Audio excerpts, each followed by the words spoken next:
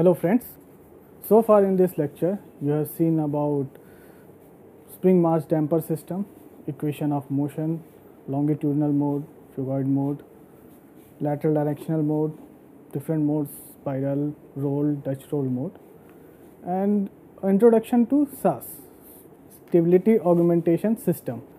Today we will be focusing on transfer function. As you know, transfer function is given by the Laplace transform of output to Laplace transform of input, and assuming that all the initial conditions are 0, or you can say that the system was in equilibrium. We will be seeing what will be the response of a system if it's exposed to a different input signal. We will be dealing in this course with major two signals, that is impulse and a unit step signal. Now impulse signal.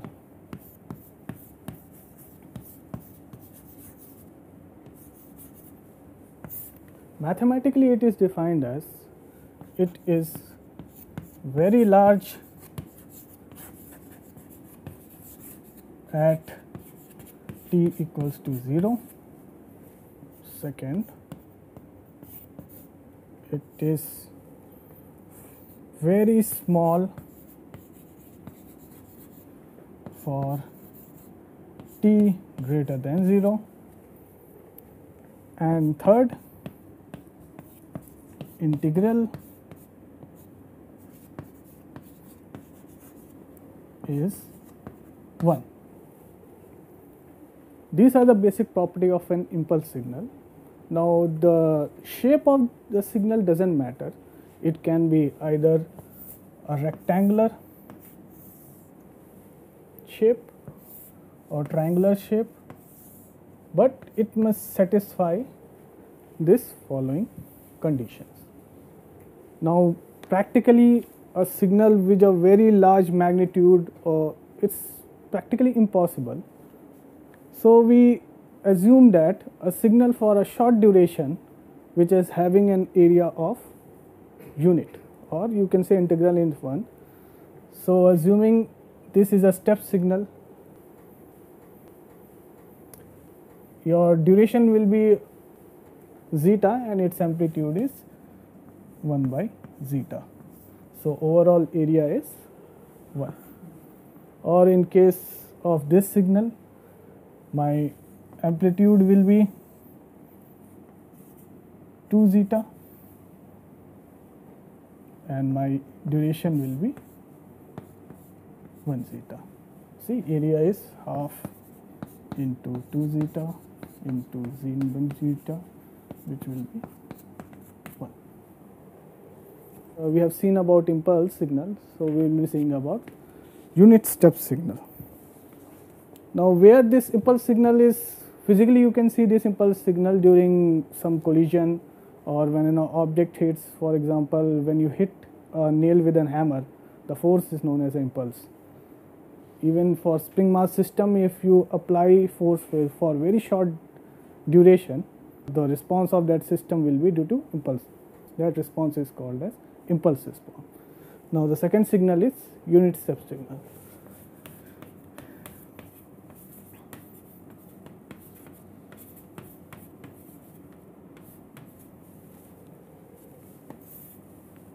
As the name suggests, unit step means it will have magnitude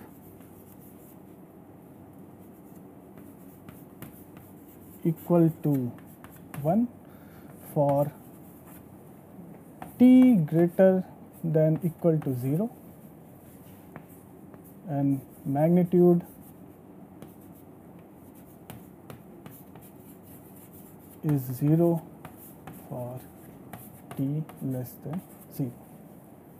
That means a signal exists for time which is greater than 0. That is, if I draw this signal, it will be a constant magnitude signal for t greater than 0, and it will be same magnitude at t equals to 0 also. Since unit is mentioned in this unit step signal, so my magnitude will be 1. If unit step, or in general if you call it a step signal, The general definition is it will have a constant magnitude for t greater than equal to 0.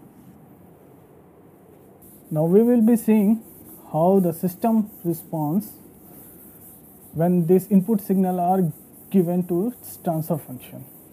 So best will be taking a numerical, and that will explain how the system will respond when it is exposed to unit step signal. Okay. So let us consider the case of pure rolling motion. The differential equation given for pure rolling motion is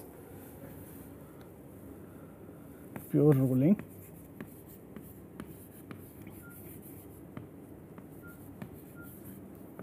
motion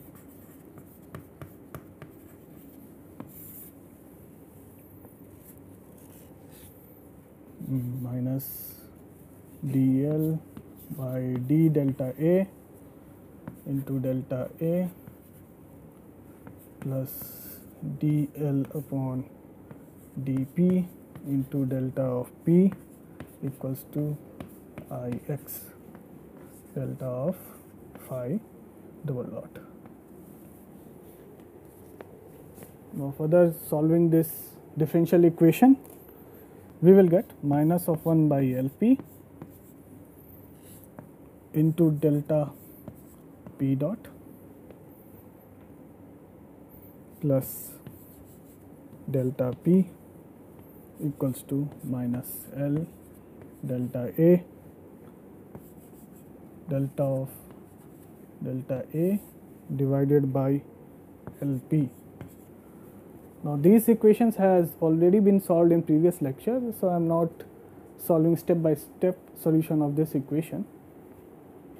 We will get this final equation substituting the suitable values in the differential equations. Now where this Lp is defined as dl by dp upon ix or ix, sorry, L delta A is defined as dl by d delta A upon ix, and we will be taking 1 by Lp minus 1 by Lp as tau.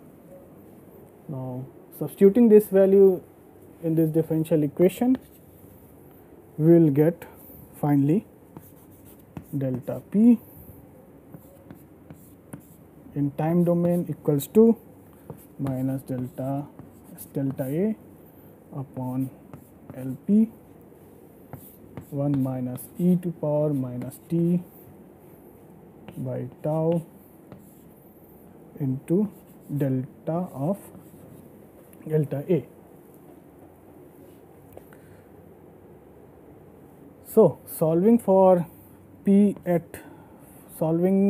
the steady state of roll rate, we'll get P steady state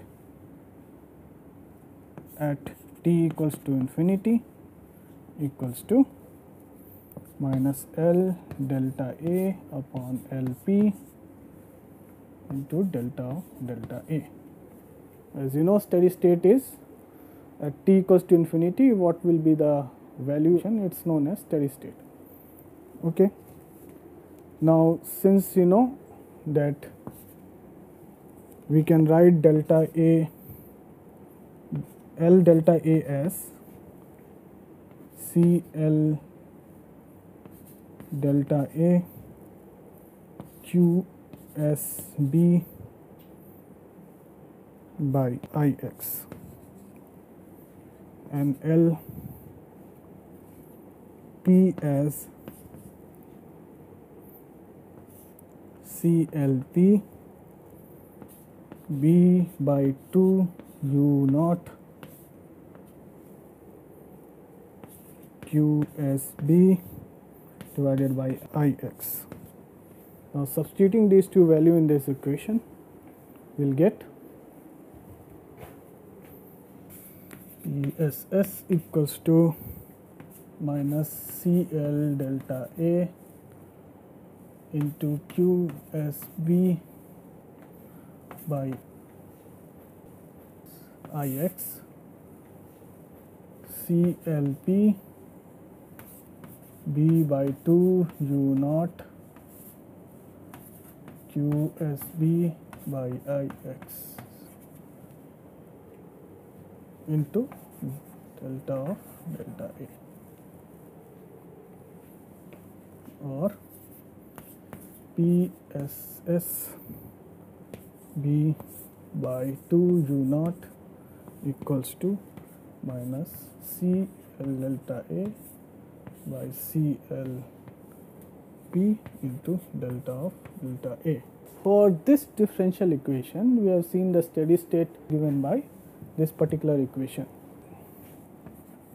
Now here we had to find a steady state for roll rate.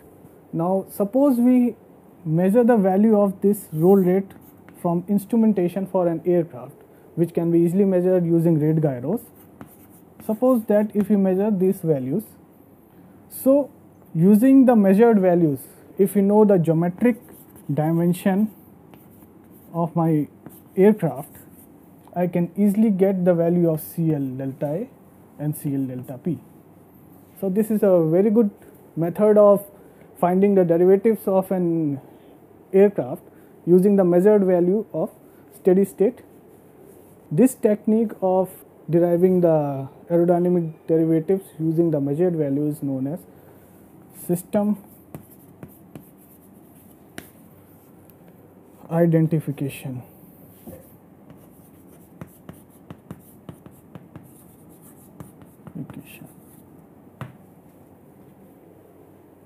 Based on the previous derivation, let's see a numerical based on that steady state value derived. Suppose that for an aircraft, CLP is given by minus 0.285 radian inverse, CL delta A equals to 0.039 radian inverse, area is given as 18 meters square, value of B is given as 6.7 meters, inertia is given about x-axis as 4676 kg meters square. Step change of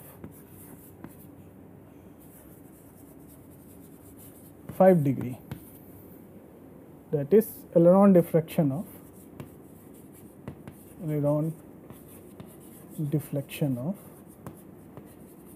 5 degree. So using this value, B by 2 U naught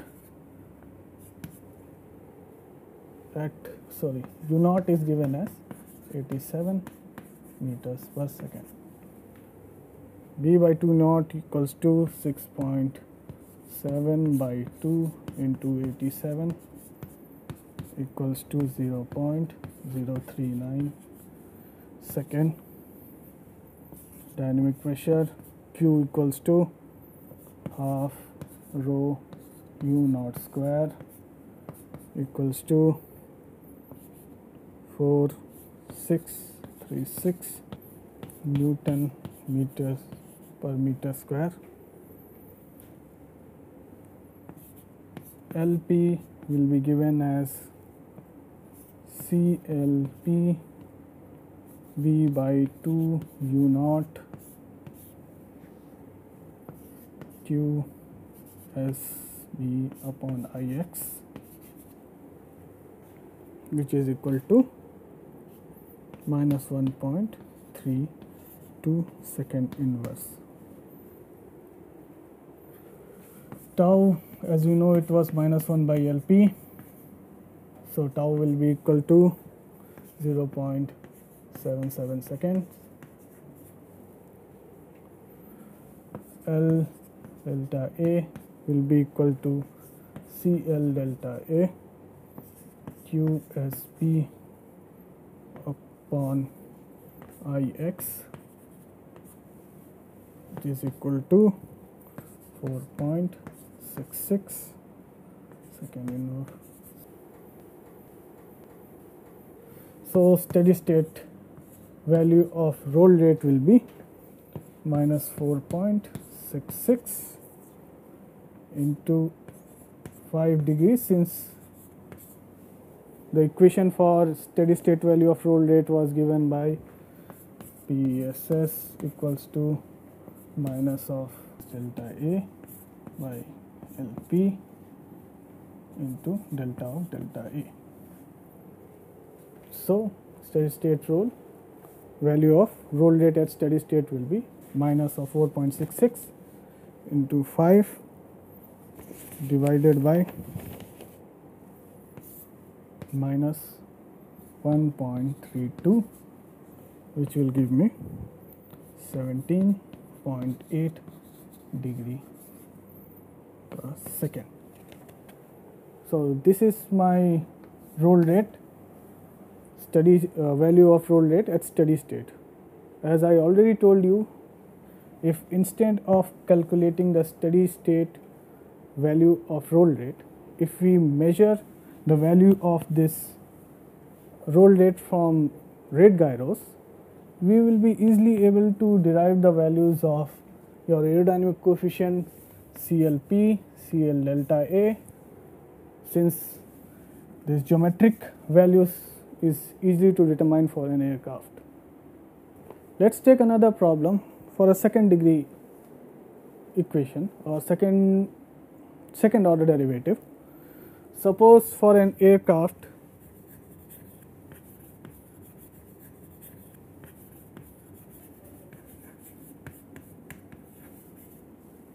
the following data are given as Cn beta equals to 0.071 per radian, CnR equals to minus 0.125 per radian, Cn delta R equals to minus 0.072 per radian, Cn beta dot is taken to be 0 for velocity of 53.64 meters per second. Density at sea level is given by 1.2225 kg per meter cube. Area for aircraft is 17.09 meters square. Span 10.18 meters, and inertia, moment of inertia about z axis by 4786.04 kg meter square. Now you can do the calculation, as the formula for these derivatives has already been told and you can find it in any book. So I am just writing the values which will come upon substituting these values in that equations are: your dynamic pressure will be half rho V square equals to 1762.315 kg per meter second square, and beta will be 4.55 second square, and R equals to minus 0.76 per second, and delta R equals to minus 4.61 per second square. Now for pure rolling motion, the differential equation is given by psi double dot minus nr plus minus n beta dot into delta of psi dot plus n beta delta of psi dot delta of psi equals to n delta r into delta of delta r. Now, since we have already mentioned Cn beta dot is 0, so this term will be 0.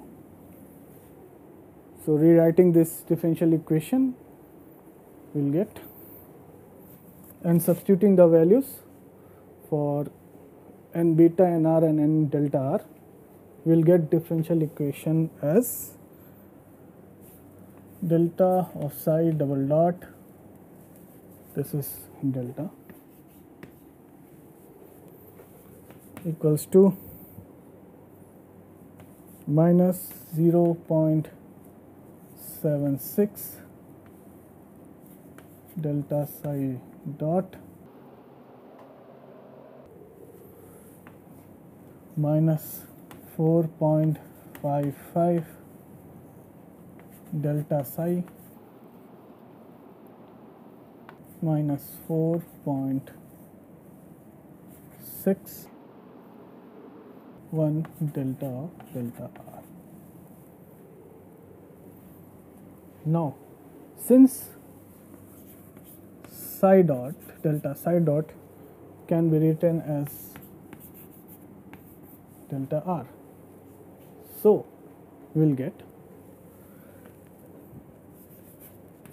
delta r dot equals to minus 0.76 delta of r minus 4.55 delta psi minus 4.61 delta of delta r.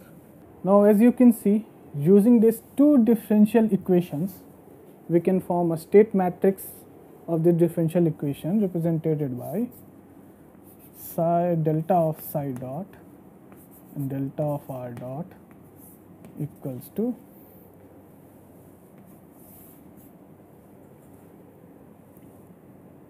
zero 1 minus of 4.55 minus 0.76 into delta psi to delta r plus 0 minus 4.61 to delta of delta r. So, this state matrix representation of differential equation is in the standard form of x dot equals to ax plus bu.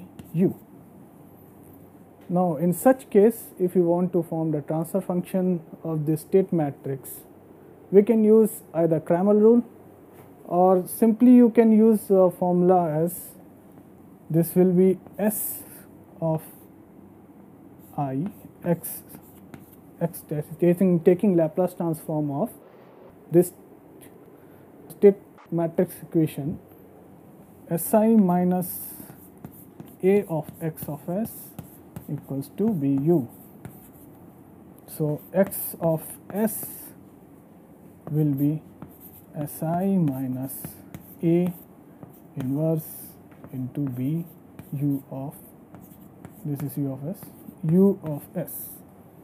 So, from this transfer function we will get x of s by u of s equals to Si minus A inverse into b. So, you can find transfer function using this formula or using Cramer rule. We will be seeing deriving the transfer function using both methods. So, first using this formula, let us derive the transfer function S0 0 S minus my matrix A, which is 0 1 minus 4.55 minus 0.76 into x of s equals to V of u, which is 0 minus 4.61 into delta R of S. Okay. Further solving this, S minus 1, 4.55, S plus 0.76, X of S equals to 0 minus 4.61 delta of delta RS. Here my XS is nothing but matrix involving delta psi and delta R.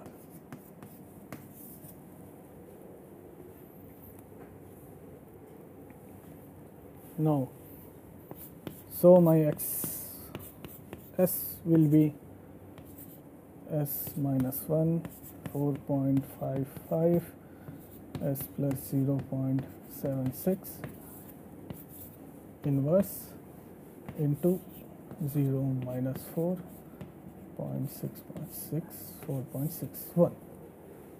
Now calculating inverse of 2 by 2 matrix is very simple, which will be adjoint of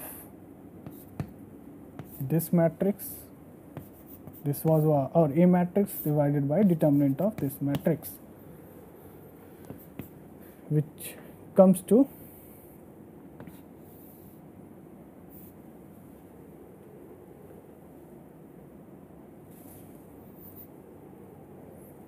S plus 0.76, 1 minus 4.55, and S and determinant is x square plus 0.76 S plus 4.55. This whole matrix multiplied by 0 and minus 4.1 will give me my value of XS. Now this multiplication is very simple, since first element is 0, so you will get X of S as minus 4.61 by your value of determinant, which is x square plus 0.76 S plus 4.55, and multiplying this row by this column will get minus of 4.61 upon S square plus 0.76 S plus 4.55 into delta R of S.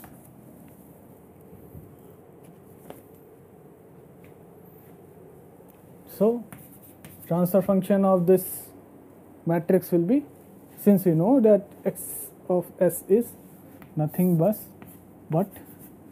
delta psi of S and delta R of S, this whole with respect to delta R of S will be delta R of S divided by delta R of S equals to value of this matrix 61 by S square plus 0.76 S plus 4.55 and minus, this is S, minus 4.61 S upon S square plus 0.76 S plus 4.55.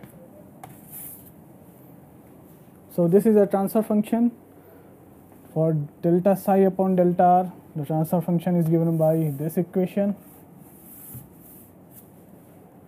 and for delta R upon delta R upon delta of delta r, or radar reflection, is given by this particular equation. Set of transfer functions we have derived using your Si minus A inverse into B formula. Now let's see using Cramer's rule. Because why will be needing Cramer's rule? Because this is a 2 by 2 matrix, so finding inverse is very easy. But if you go for higher order differential equations, or a matrix which is large, say as 4 cross 4 or 5 cross 4, finding inverse is little bit tough. So in that case, Cramer's rule is very beneficial. We know that Si minus A x of S equals to B of U of S. This we got from substituting or finding characteristic equation. So now the value of Si minus A was S minus 1, 4.55, and S plus 0.76. Value of XS was delta psi S and delta R of S. Value of B was 0 and minus 4.61. U of S was delta of delta R of S. So while deriving the transfer function using Cramer rule, delta psi of S by delta of delta R of S will be, just substitute the value of B matrix in the first column if you want to derive the transfer function for delta psi of S. So it will be determinant of 0 minus 4.61 minus 1 S plus 0.76 by determinant of S 4.55 minus 1 S plus 0.76. This is determinant of Si minus A. And similarly, for finding transfer function of delta R of S upon delta of delta S, you substitute the value of this column by the value of B matrix. So delta R of S by delta of delta R of S will be determinant of the matrix 4.55, 0 minus 4.6 divided by determinant of this matrix.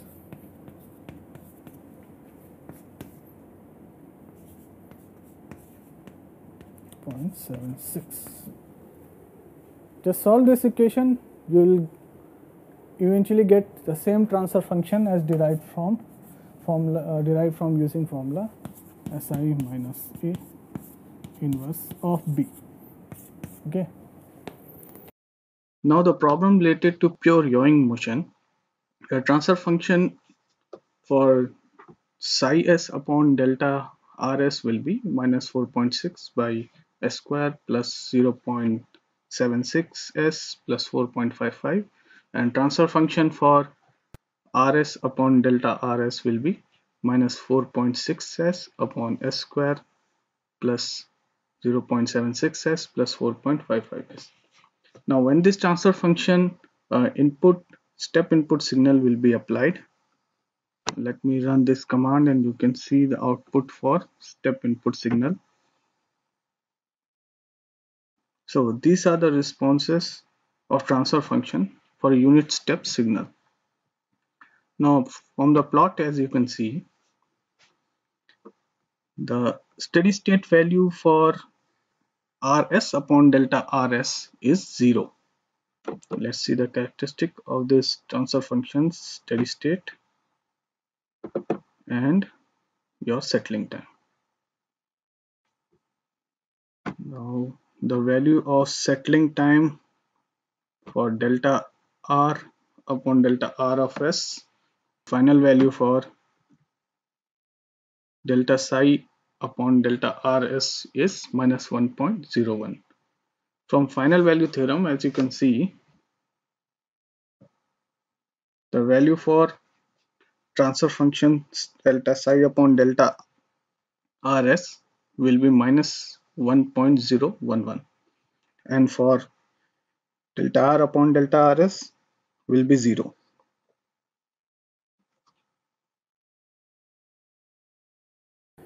Now during our analysis, we saw a first order equation, a second order equation, and what will be the response of that when subjected to a step input.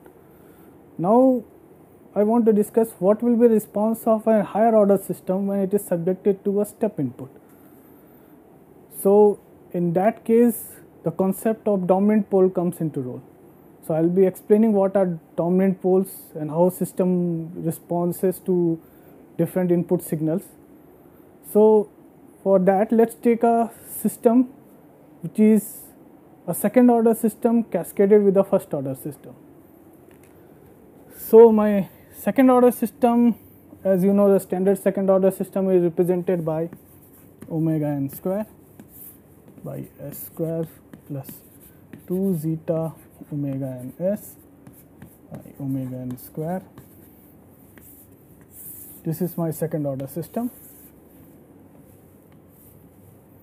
Now it's cascaded with a first order system, which is 1 upon tau s plus 1. So overall this will be a third order system. What will be the response when this is subjected to a unit step or impulse signal? We were talking about dominant poles, so let me explain what do you mean by a dominant pole. In this equation, as you know, your poles will be minus zeta omega n plus minus j omega n root over 1 minus zeta square, and for this case, as you know, it will be minus 1 by tau, s of minus 1 by tau. As you know, for in Laplace domain, for every root, the real part of the root, there is an exponential term corresponding to that in time domain, which results in decaying function or increasing function. That's why we go for real part to be negative, because for each real term there will be an exponential term in time domain. So if my real part is negative, my function will be a decaying function. If my real part is positive, my function will be an increasing function. This will result to instability. This is stable because at some finite amount of time this will finally reach a very small value, or you can say a zero value. So we were discussing about dominant poles.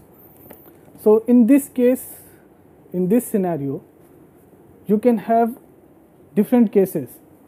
Now first case B, suppose this is a second order underdamped system and this is dominant pole. Now what do you mean by dominant pole? Now as I already told you, for each root in Laplace domain there is a corresponding exponential term in time domain, and if that is a root in a negative half of S plane, you will be getting a decaying function, as I explained in this e to power t. So for this case, as you know, response will be due to decaying response will be due to minus zeta of omega n, and for this particular case your decaying function or decaying response will be due to minus 1 by zeta term. So dominant means, suppose value of my zeta omega n comes to be minus 2, and the value of minus 1 by zeta comes, say, like minus 1, or let's take a larger value. Let's take that minus zeta omega n equals to minus of 5, and this equals to minus of 1. So corresponding to this term, we'll be getting function something e to power of minus 5t plus second order, so sine term something will come, and corresponding to this value will be getting e to power minus t.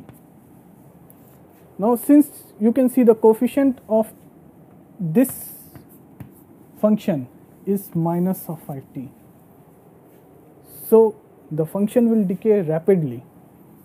Suppose this function decays rapidly, say I take some random value, say about 3 seconds, this function reaches 0, and you can say the power of this particular function is 1 or minus 1, you can say. So this function will be decreasing but not as fast as compared to this function. So suppose it will be decaying, and after t equals to say about 20 seconds, this function reaches 0.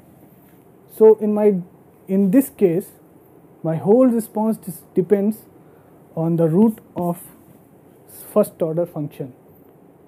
Since for collective system your whole response should reach 0, so because of the value of this particular root, my whole transient response will be 0 only when this particular response due to minus 1 is 0. So I can say that my response of this particular system depends solely on the response of first order system. So I will call this as a dominant pole. Let's see what will be different cases and what will be response of that system. Let's discuss case 1. This is my second order system, is an underdamped system with damped system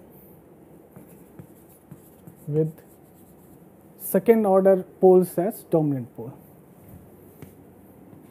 Second order system,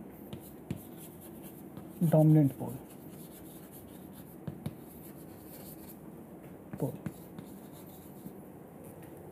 Now in this scenario, when this scenario is there, percentage overshoot will be less as compared to a purely second order system. Your settling time will be less as compared to second order system, but your rise time will be more when compared to a pure second order system. Now second case, case 2, when both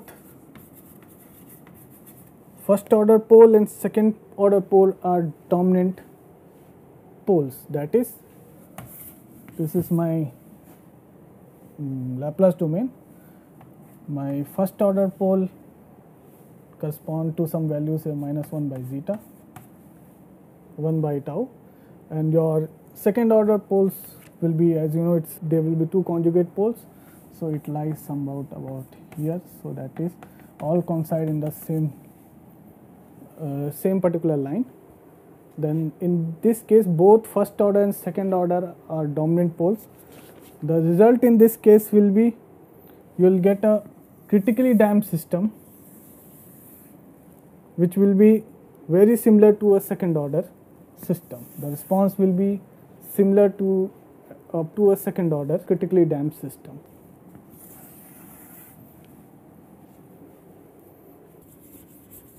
Case 3, when first order pole is dominant pole.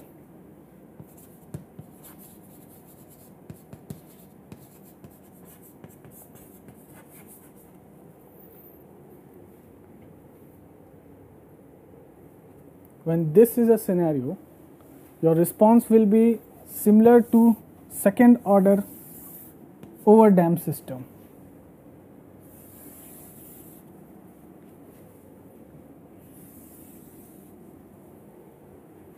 We saw higher order system, that is a cascaded system in which a second order system was cascaded with a first order system. So we'll be seeing the response of that cascaded system to a step input signal. Let me take a first order transfer function as 3 upon s plus 3, and a second order transfer function as 9 upon s square plus s plus 9. Now the case 1 which we discussed was the second order poles will be the dominant pole. The response of this cascaded transfer function with respect to second order system is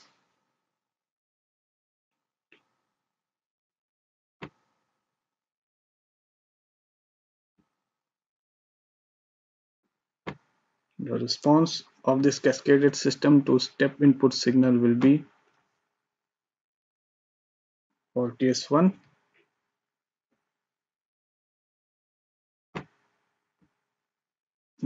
for case 1, as you can see, these are the responses of transfer function with respect to step input signal. The first order is represented by blue curve.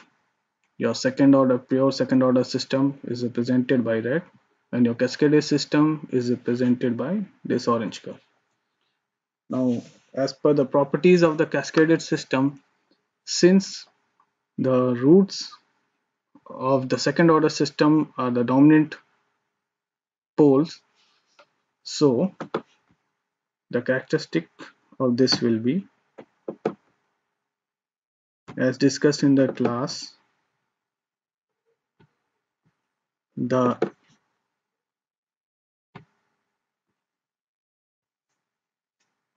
settling time will be less than the settling time of your pure second order system. So your settling time for second order system is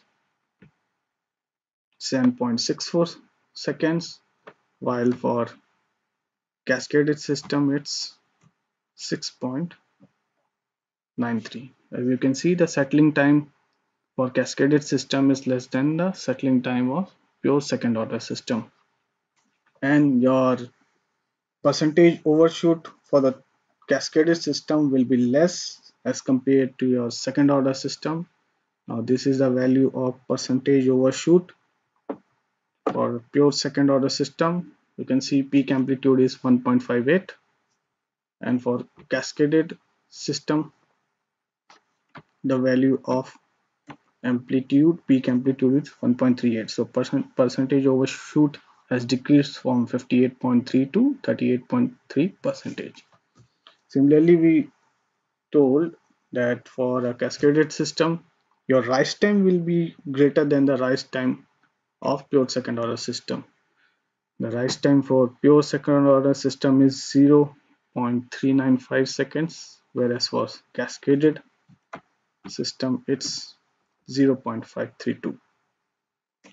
Now, as for case 2, where both first order transfer function and your second order transfer function have dominant root, in that case the transfer function I have taken as s upon s plus 3, while the second order transfer function is s square plus 6s plus 9. The roots will be minus 3 for first order system, and for second order system it will be minus 2 plus some complex part. So in that case the response to the step input signal will be as described with these plots. This is a step input which will be same, since I have not changed the transfer function from case 1. Now this is a pure second order system represented by red plot, and your cascaded system represented by orange plot. As I told you in the class, the response for this curve will be close to or very similar to a critically damped system for a pure second order system. As for the third case, the transfer function which I have taken for first order system is same s upon s plus 3, while for second order system it's 9 upon s squared plus 7s plus 9. So that makes my zeta greater than 1. So in this case my dominant pole will be due to first order transfer function. In that case my response to step input will be as follow, by represented by this plot. In this case, the response of the cascaded system is similar to the response of an overdamped system due to pure second order system.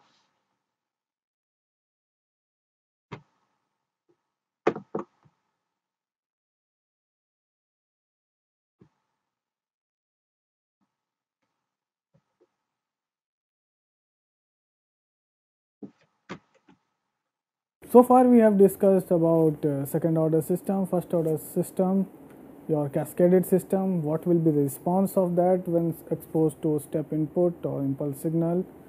Now, as you have studied in previous lectures, this is a longitudinal small perturbed equation of motion. So what will be the transfer function of that? So that will be derived using, this is a differential equation. Take Laplace transform and you arrange in matrix format. And as you know, to derive transfer function, the best method will be using Cramer's rule. Use Cramer's rule to derive the transfer function for u of s upon delta E of s, alpha of s upon delta E s, and theta of s upon delta E of s. You will be getting a transfer function of the format, something numerator in terms of s divided by a denominator, and as we saw in previous lecture, the denominator was same but the numerator quantity differed from equation to equation. So here also, when transfer function will be derived, the denominator is same while numerator will have different coefficients. So this is a pretty long equation, and I would like you to do it yourself because there might be some error while equating this lengthy equation, but I have still tried to solve this equation, this matrix, and the coefficient, this d of s or your denominator I got was of the fourth order, and the coefficient for a, b, c are respectively given as mentioned on the blackboard. This is a1 or a, your b, c, d and e. This is very big equation. I would like to say that try to equate, no need to memorize this big equation, try to equate and see, because substituting this value, substituting the value for a general aircraft, this will be much simpler matrix to solve. Similarly, for the numerator part, for u of s upon delta E of s, you will get a third order equation. Similarly, for alpha of s, you will get a third order equation. Theta of s, you will get a second order equation. I'll be posting this on the forum, what will be the coefficients of AU, A alpha, A theta. So no need to worry about that, or no need to memorize this equation. So taking this equation of motion for longitudinal motion for a general aircraft, the following data, if I take the value of A equals to 675.9, B as 1371, C equals to 5459, D equals to 86.03, and E equals to 44.78. The value of A to E, if you take for a general aircraft, the transfer function for each of this will come to be u of s upon delta E of s will be minus 6.312 s square plus 4927 s plus 4302 by 675.9 s to power 4 plus 1371 to the power of 3 plus 5459 s square plus 86.31 s plus 44.78.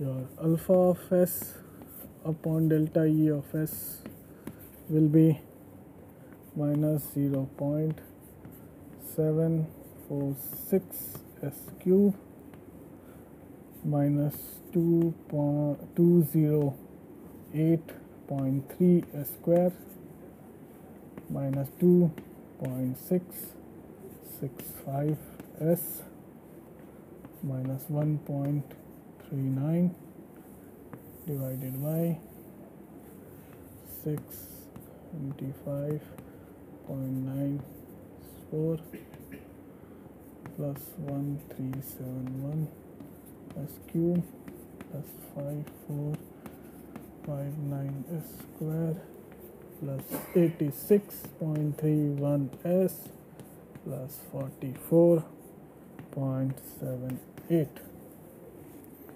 And similarly,